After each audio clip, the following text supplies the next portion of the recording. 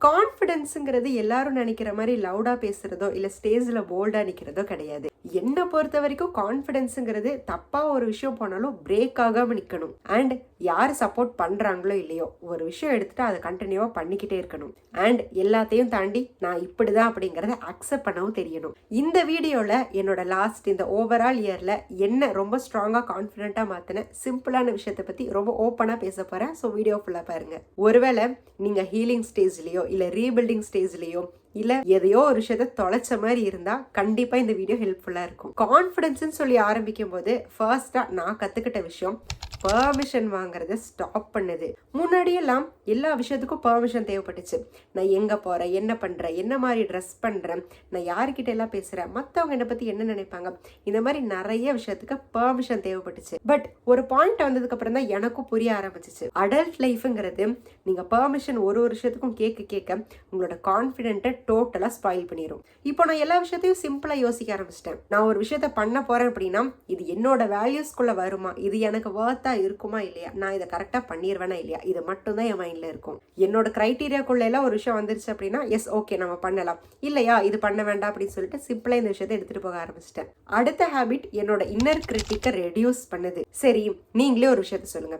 நம்ம எல்லாருக்கும் எல்லா டைம்லயும் எனிமே வெளில இருந்தா வராங்க, நமக்குள்ள இருந்தானே இருக்கு. சில டைம் நம்மளோட மைண்டே நம்ம கிட்ட சொல்லும் நீ ரொம்ப ஸ்லோவா இருக்க, இதெல்லாம் உனக்கு செட் ஆகாது, எல்லாரும் உனக்கு முன்னாடி போயிட்டு இருக்காங்க. இந்த மாதிரியான விஷயத்தெல்லாம் நம்மளே நமக்குள்ள யோசிச்சுக்கிட்டு தானே இருக்கோம். ஃபர்ஸ்ட் உங்களுக்குள்ள இந்த மாதிரி எல்லாம் ஒரு தாட்ஸ் வருது அப்படின்னா அந்த இன்னர் வாய்ஸை கொஞ்ச நேரம் அப்சர்வ் பண்ணி பாருங்க. ஒரு கட்டத்துல அந்த அப்சர்வேஷனுங்கிறத உங்க மைண்ட் பிலீவ் பண்ண ஆரம்பிச்சிடும். இப்படி பிலீவ் பண்றதுங்கிற ஒரு விஷயத்த ஸ்டாப் பண்ணுங்க. என்னை பொறுத்த வரைக்கும் கேட்டீங்கன்னா இந்த மாதிரி எல்லாம் எனக்கு தாட்ஸ் வரும். ஒருவேளை நம்ம தோத்து போயிருவோமோ, ஒருவேளை இதெல்லாம் நடக்காம போயிரும் அப்படின்னு சொல்லிட்டு நிறைய நெகட்டிவ் தாட்ஸ் எல்லாம் வரும். பட் அதையும் நான் கண்ட்ரோல் பண்ண ஆரம்பிச்சேன். கான்ஃபிடன்ஸ் ஸ்பாயில் ஆகுறதுங்கிறது மற்றவங்க நம்மளை புள்ளி பண்றதுனால கிடையாது. சில டைம் நம்மளும் நமக்கு அது பண்ணிக்கிட்டே தான் இருக்கும். அந்த ஒரு விஷயத்தை நீங்க ஸ்டாப் பண்ணிட்டாவே போதும், ஆட்டோமேட்டிக்கா உங்களுக்குள்ள கான்ஃபிடன்ஸ் பூஸ்ட் ஆயிரும். நெக்ஸ்ட் ஒன், ஸ்லோ மார்னிங்ஸை கொஞ்ச நாள் நான் கிரியேட் பண்ணேன். ஒரு சில நாள் இதை கவனிச்சு பார்த்தேன். நான் எந்திரிச்சு ரொம்ப ஹரிபரியா ரஷ்டா எந்திரிக்கிறேன் அப்படின்னா அது என்னோட மைண்டுக்கு ஆட்டோமேட்டிக்காவே ஒரு இன்செக்யூரிட்டி கொடுக்க ஆரம்பிச்சிச்சு. அதுக்காகவே எனக்கே ஒரு செட் ஆஃப் ரூல்ஸை நான் கிரியேட் பண்ணிக்கிட்டேன். நான் ஃபோன் யூஸ் பண்ற டைமை கம்மி பண்ண ஆரம்பிச்சேன். அண்ட் இப்போ நான் டீ காஃபியே குடிக்க போறேன் அப்படின்னா கொஞ்சம் அமைதியா பொறுமையா உட்காந்து குடிக்கிறது. அண்ட் எனக்குன்னு சொல்லிட்டு ஒரு அலோன் டைமை ஸ்பெண்ட் பண்றது.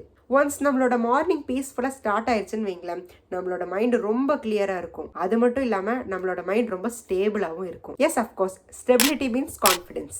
அடுத்த ஹேபிட் ரொம்ப இம்பார்ட்டண்ட்டாக நான் பண்ணிக்கிட்டது என்னோட பிளான்ஸ் எல்லாத்தையும் ஓவர் ஷேர் பண்ணுறதுங்கிறதே நான் கம்மி பண்ணிக்கிட்டேன். சொல்ல போனால் அதை நான் ஸ்டாப்பே பண்ணிட்டேன். இந்த ஒரு விஷயத்த நம்ம தப்புன்னு சொல்ல முடியாது. நம்ம ஒரு விஷயத்த ஆரம்பிக்கிறோம் அப்படின்னா அதில் இருக்கிற எக்ஸைட்மெண்ட்ல எல்லார்கிட்டையும் சொல்ல ஆரம்பிப்போம். அதே தப்பை தான் நானும் பண்ணிக்கிட்டு இருந்தேன். நான் ஒரு ஒர்க் எடுத்து பண்ணுறதா இருக்கட்டும், இல்லை நான் ஏதாவது ஒரு ட்ரிப்பை போகிறதா இருக்கட்டும், இல்லை எனக்குன்னு இருக்கிற ஃபியூச்சர் பிளான்ஸாக இருக்கட்டும், இல்லை ஏதாவது குட்டி குட்டி விஷயமா இருந்தாலும் ஓவராக எக்ஸைட் ஆகி எல்லாத்துக்கிட்டையும் ஷேர் பண்ணிக்கிட்டு இருந்தேன். இதுல என்ன நெகட்டிவிட்டி வந்துட போகுதுன்னு தானே கேட்குறீங்க. நிறைய பேர்கிட்ட ஷேர் பண்ண அவங்களோட ஒப்பீனியன் எல்லாமே ஜாஸ்தியாக ஆரம்பிக்கும். அதுவே உங்களுக்கு ஒரு பேர்டனா மாறும். நம்மள நிறைய பேர் நம்ம ஏதாவது ஒரு விஷயத்த பண்ணி அது தப்பா போயிருமோங்கிற ஒரு பயத்துல கூட கொஞ்சம் அட்வைஸ் பண்ணுவாங்க. இந்த விஷயத்த கொஞ்சம் பார்த்து பண்ணு, ஏமாந்துராத, இந்த மாதிரி எல்லாம். ஆனா நீங்க நினைக்கிறீங்க நம்ம சுத்தி இருக்கிற எல்லாருமே நல்ல விஷயத்துக்காக மட்டும்தான் ஒப்பீனியன் சொல்லுவாங்கன்னு. சில டைம் சில பேர் கொடுக்குற அட்வைஸ்னால நமக்கு ஒரு பயம் வந்து நம்ம கான்ஃபிடன்ஸே போய் அந்த ஒர்க்கை கூட பண்ணாம போறதுக்கு நிறைய சான்சஸ் இருக்கு. இதுல எனக்கு நிறைய எக்ஸ்பீரியன்ஸ் இருக்கு. ஸோ இப்போல்லாம் என்ன ஒர்க் பண்ணாலும் ரொம்ப சைலண்டா பண்ணிக்கிறேன். பட் அதுல வர ரிசல்ட் தான் ரொம்ப லவுடா இருக்கு. ஒன்ஸ் நீங்க பிரைவசியை கீப் அப் பண்ண ஆரம்பிச்சிட்டீங்கன்னா உங்களுக்குள்ள கான்ஃபிடன்ஸ்ங்கிறது ஆட்டோமேட்டிக்காவே பூஸ்ட் ஆயிரும். அடுத்த ஹேபிட், ஐ பிராக்டிஸ்ட் பீயிங் சீன். என்னதான் இவ்வளோ வீடியோ எடுத்தாலும் கான்டென்ட் எல்லாம் போட்டாலும் சில டைம் கேமரா முன்னாடி வர்றது, வாய்ஸ் ஓவர் கொடுக்கறது அண்ட் பப்ளிக் பிளேஸ்ல இருந்து வீடியோ இருக்கிறது இதெல்லாமே கொஞ்சம் ஷையா தானே இருக்கும். இதெல்லாம் ஆரம்பத்துல எனக்குமே ஒரு அன்கம்ஃபர்டபுளான ஃபீலை கொடுக்க தான் செஞ்சிச்சு. பட் ஒரு சில டைம்னு வரும்போது நமக்கு வேற வழி இல்லை, வீடியோ எடுத்தது ஆகணும்னு சொல்லி வரும்போது நான் ஒரு விஷயத்த டிசைட் பண்ணேன். டிஸ்கம்ஃபர்ட்டுங்கிற ஒரு விஷயத்த அவாய்ட் பண்ணவே கூடாதுன்னு. ஸ்டார்டிங்ல கொஞ்சம் கொஞ்சமா ஃபேஸ் பண்ணிக்கிட்டு இருந்தேன். அண்ட் போக போக எனக்கு அது பழகிருச்சு. கான்ஃபிடன்ஸ்னா பயம் இல்லாம இருக்கிறது கிடையாது. அந்த பயமே இருந்தாலும் ஸ்டாப் பண்ணாம மூவ் பண்ணிட்டு போய்கிட்டே இருக்கிறது. நெக்ஸ்ட் ஹேபிட், ரியாக்ட் பண்றதுங்கிற ஒரு விஷயத்த கொஞ்சம் கம்மி பண்ண. நீங்க ஒரு டீனேஜ்ல இருக்கீங்க, இல்லை ஒரு ஏர்லி 20s இல்லை மிட் 20sலாம் இருக்கீங்கன்னா நார்மலாக யாராச்சும் ஏதாவது ஒரு விஷயத்த சொல்லிட்டா எல்லாருக்குமே டக்குன்னு ரியாக்ஷன் வந்துடும். இது தப்புன்னு கூட சொல்ல முடியாது. நம்ம எல்லா ஏஜ்லேயும் அந்த மாதிரி ஒரு விஷயத்த கண்டிப்பாக ஃபேஸ் பண்ண தான் செய்வோம். ரியாக்ட் பண்ணுறதுங்கிறது ரொம்ப நார்மலான விஷயம் தான். ஆனால் நீங்கள் செல்ஃப் டெவலப்மெண்ட், நீங்கள் அடுத்த லெவலுக்கு போகணும்னு நினைக்கிறீங்க அப்படின்னா உங்களோட ரியாக்ஷனுங்கிறது ரொம்ப இம்பார்ட்டண்ட். அது எல்லா இடத்துலையும் எல்லாருக்கும் கொடுக்கணுங்கிற எந்த அவசியமும் இல்லை. ஃபார் எக்ஸாம்பிளுக்கு இந்த யூடியூப்ல ஒரு நெகட்டிவ் காமெண்ட்டே வருதுன்னு வைங்களேன், டக்குன்னு போய் அதுக்கு ரிப்ளை பண்ணுறது இல்லைனா அதை டெலீட் பண்ணுறது, இந்த மாதிரி விஷயத்த நானும் பண்ணிட்டு இருந்தேன். பட் ஓவர் த பீரியட்ல இது எல்லாத்தையும் பாஸ் பண்ணவும் கற்றுக்கிட்டேன். இன்கேஸ் ஏதாவது ஒரு நெகட்டிவ் காமெண்ட் வருது, இல்லை ஏதாவது ஒரு கிரிட்டிசிசம் வருது, இல்லைன்னா ஏதாவது ஒரு ஹேட்ரேட் வருது அப்படின்னா அது மெசேஜாவோ இல்லை முன்னாடி இருந்து யாராவது பேசுனாவோ ஓகே டன், நீங்கள் பேசிட்டீங்களா அப்படின்னு சொல்லிட்டு நான் ப்ரீத் பண்ணிட்டு காமா அந்த விஷயத்த யோசிக்கவும் ஆரம்பித்தேன். நான் சொல்கிற இந்த ஒரு விஷயத்த மட்டும் ட்ரை பண்ணி பாருங்களேன்.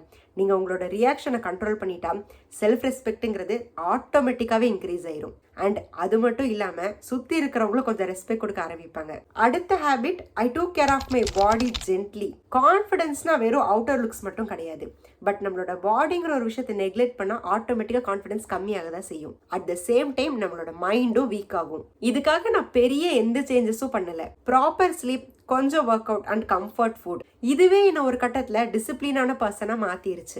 ஒன்ஸ் நம்மளோட பாடி சேஃபாக இருக்க பழகிருச்சுன்னு வைங்களேன், நம்மளோட மைண்ட் ஆட்டோமேட்டிக்காக கான்ஃபிடென்ஸை ரைஸ் பண்ணும். அடுத்து ஸ்ட்ரகிள்ஸை ரொமான்டிசைஸ் பண்ணுறதை கொஞ்சம் ஸ்டாப் பண்ணிக்கிட்டேன். இது கேட்கவே கொஞ்சம் இன்ட்ரெஸ்டிங்காக இருக்குல்ல? எஸ், சஃபரிங்கிற ஒரு விஷயத்த க்ளோரிஃபை பண்ணுறது ரொம்ப காமனான விஷயம் தான். நான் நினச்சிக்கிட்டு இருந்தது அண்ட் நம்ம எல்லாரும் நம்புகிற விஷயம் என்ன, ஹார்ட் லைஃப்னா ஸ்ட்ராங்கானது அண்ட் பெயின் தான் க்ரோத்துக்கு ரொம்ப இம்பார்ட்டன்ட்டுங்கிறது தானே. ஆனால் கிடையவே கிடையாது. ஒரு விஷயம் மட்டும் நல்ல ஞாபகத்தில் வச்சுக்கோங்க, ரெஸ்ட்டுங்கிற ஒரு விஷயம் இல்லாமல் யாருனாலையும் ஸ்ட்ராங்கான பர்சனாக மாறவே முடியாது. ரெஸ்ட்டுங்கிறது நம்மளோட பாடிக்கு கொடுக்குற ஒரு ரீசார்ஜ் மாதிரி. அந்த ரீசார்ஜ் நம்மளோட மைண்டுக்கு ஆட்டோமேட்டிக்காக கிளாரிட்டியை கொடுக்கும். எஸ், அந்த கிளாரிட்டி நமக்குள்ள கான்ஃபிடென்ஸை கொண்டு வரும். Next one, I kept a proof list. இதுக்கு நீங்கள் எழுதிதான் வைக்கணுங்கிற எந்த அவசியமும் இல்லை, உங்களோட மைண்டில் இருந்தாவே போதும். நம்ம எல்லாரும் எல்லா நாளும் ஃபேஸ் பண்ணுற ஒரே ஒரு விஷயம் என்ன, செல்ஃப் டவுட்.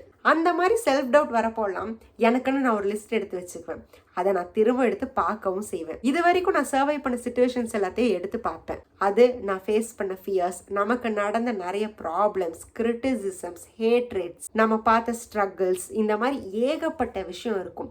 இந்த அளவுக்கான விஷயத்தையே நம்ம ஃபேஸ் பண்ணி இவ்வளோ தூரம் வந்துட்டோமா, இதுக்கப்புறம் ஃபேஸ் பண்ணாமே அப்படின்னு சொல்லிட்டு அது ஆட்டோமேட்டிக்காக நமக்கு ஒரு கான்ஃபிடென்ட்டை கொடுக்கும். நம்மளோட ஃபீலிங்ஸ் வேணால் பொய் சொல்லும், ஆனால் ப்ரூஃப் என்னைக்குமே பொய் சொல்லாது. அண்ட் த லாஸ்ட் ஹேபிட் எல்லாருக்கும் தேவைப்படுறது, எல்லா விஷயத்துக்கும் க்ளோஷர் கிடைக்கிறது அப்படிங்கிறத தேடுறத ஸ்டாப் பண்ண. இப்போ நம்மளோட லைஃப்பில் எடுத்துக்கிட்டிங்கன்னா எல்லா விஷயத்துலையும் எல்லா கொஸ்டின்ஸ்க்கும் உங்களுக்கு க்ளோஷர் கிடைக்குமான்னு கேட்டால் அஃப்கோர்ஸ் கிடையாது. ஒரு சில பேர் நம்மளை ஹர்ட் பண்ணியிருந்தாங்கன்னா அவங்க நம்மளுக்கு எதுக்கு ஹர்ட் பண்ணாங்க, ஏன் நமக்கு இந்த விஷயம்லாம் பண்ணாங்க, ஏன் அவங்க நம்மளை விட்டுட்டு போனாங்க, நமக்கு ஏன் இதெல்லாம் நடக்குது, அண்ட் நம்மளை யார் வேல்யூ பண்ணுறா, இவங்கெல்லாம் ஏன் நம்மளை வேல்யூவே பண்ண மாட்டேங்கிறாங்க, இவங்கெல்லாம் ஏன் நமக்கு ரெஸ்பெக்ட் கொடுக்க மாட்டேங்கிறாங்க, இந்த மாதிரி நிறைய கொஸ்டின்ஸ் எல்லாருக்குள்ளே இருக்க தான் செய்யும். ஆனால் இது எல்லாத்துக்கும் பதில் கிடைக்குமான்னு கேட்டிங்கன்னா இது ஒரு டவுட்டான விஷயம் தான். பட் ஒன்ஸ் நீங்கள் க்ளோஷர் கிடைச்சதான் ஆகணும்னு சொல்லி அந்த இடத்துல உட்காந்துட்டீங்கன்னா அதுக்கு அடுத்த ஸ்டேஜ் உங்களால் மூவ் பண்ணவே முடியாது. ஸோ இந்த ஒரு விஷயத்த ஞாபகத்தில் வச்சுக்கோங்க, எல்லா விஷயத்துக்கும் க்ளோஷர் கிடைக்கலனாலுமே மூவ் பண்ண ஆரம்பிங்க. சில விஷயத்த நம்மளால அக்செப்ட் பண்ணிக்கவே முடியாது தான். அந்த மாதிரி விஷயம் நம்ம லைஃப்ல எல்லாருக்குமே நடக்க தான் செய்யும். பட் ஸ்டில் அதை அக்செப்ட் பண்ணிட்டு அடுத்த ஸ்டெப் எடுத்து வச்சுட்டு மூவ் பண்ணுங்க. அந்த அக்செப்டன்ஸ் தான் எனக்குள்ள ரொம்ப பெரிய கான்ஃபிடென்ட்டை பில்ட் பண்ணிச்சு. ஃபர்ஸ்ட் எல்லாம் நான் எல்லாத்துக்குமே போய் சாரின்னு சொல்லி அப்பாலஜைஸ் பண்ணுற பர்சனாக இருந்தேன். இப்போல்லாம் தேவையில்லாத விஷயத்துக்கு உங்களுக்கு அப்பாலஜைஸ் பண்ணணுமா, நோ ஐ டோன்ட் கேர், நான் பண்ண மாட்டேங்கிற ஒரு ஸ்ட்ரிக்டான விஷயத்தை நான் ஃபாலோ பண்ண ஆரம்பித்தேன். And I choose peace over proving. அடுத்து நமக்கான ஒரு டைம் வரும்னு சொல்லிட்டு அதை நான் பிலீவ் பண்ண ஆரம்பித்தேன். அடுத்து எல்லார்கிட்டையும் கைண்டாக இருந்தேன். பட் நான் சொல்லி வரும்போது என்கிட்ட நான் கைண்டாகவே நடந்துக்கல. ஸோ ஃபர்ஸ்ட் என்கிட்ட நான் கைண்டாக நடந்துக்கிற ஒரு பர்சனாக மாறினேன். இது எல்லாத்துக்கும் நான் என்னை அலோ பண்ண ஆரம்பித்தேன். இதுவே எனக்கு ரொம்ப பெரிய செல்ஃப் கான்ஃபிடென்ஸை கொண்டு வந்துச்சு. எஸ், நெக்ஸ்ட் இயர் வரப்போகுது. இந்த இயரில் நான் ரொம்ப காமாக இருக்கணும், செக்யூராக இருக்கணும், அண்ட் எல்லாத்தையும் தாண்டி எனக்கு என் மேலே நம்பிக்கை வரணும். இது எல்லாத்துக்காகவும் நான் கான்ஃபிடென்ட்டுங்கிற ஒரு விஷயத்தை பில்ட் பண்ணேன். இந்த மாதிரி ஒரு ஃபேஸில் நீங்களும் இருந்தீங்கன்னா இந்த ஜேர்னியில் நீங்கள் தனியாக இல்லைங்கிறத மட்டும் ஞாபகத்தை வச்சுக்கோங்க. இந்த வீடியோ பிடிச்சிருந்துச்சுன்னா லைக் பண்ணி, ஷேர் பண்ணி, சப்ஸ்கிரைப் பண்ணிக்கோங்க. நெக்ஸ்ட் வீடியோவில் மீட் பண்ணலாம். Bye by.